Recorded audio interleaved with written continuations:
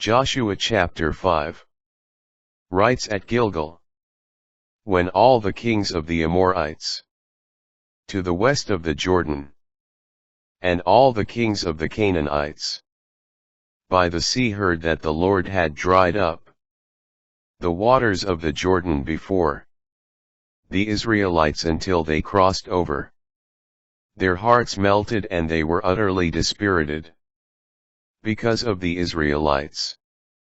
On this occasion the Lord said to Joshua, make flint knives and circumcise Israel for the second time. So Joshua made flint knives and circumcised the Israelites at Gibeath Haraloth. This was the reason for the circumcision of all the people who had come out of Egypt. Every male of military age had died in the wilderness during the journey after they came out of Egypt, though all the men who came out were circumcised. None of those born in the wilderness during the journey after the departure from Egypt were circumcised. Now the Israelites wandered 40 years in the wilderness, until all the warriors among the people that came forth from Egypt died off, because they had not listened to the voice of the Lord. For the Lord swore that he would not let them see the land he had sworn to their ancestors to give us, a land flowing with milk and honey.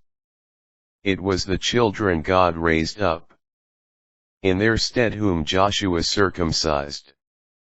For these were yet with foreskins, not having been circumcised on the journey. When the circumcision of the entire nation was complete, they remained in camp where they were, until they recovered. Then the Lord said to Joshua, today I have removed the reproach of Egypt from you. Therefore the place is called Gilgal to the present day. While the Israelites were encamped at Gilgal on the plains of Jericho, they celebrated the Passover on the evening of the 14th day of the month. On the day after the Passover, they ate of the produce of the land in the form of unleavened cakes and parched grain.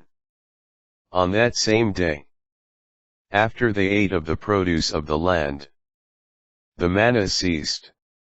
No longer was there manna for the Israelites, who that year ate of the yield of the land of Canaan. Siege at Jericho.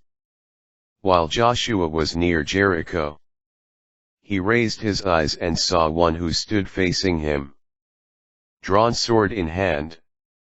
Joshua went up to him and asked, are you one of us or one of our enemies? He replied, neither. I am the commander of the army of the Lord. Now I have come. Then Joshua fell down to the ground in worship, and said to him, what has my Lord to say to his servant? The commander of the army of the Lord replied to Joshua, remove your sandals from your feet, for the place on which you are standing is holy. And Joshua did so.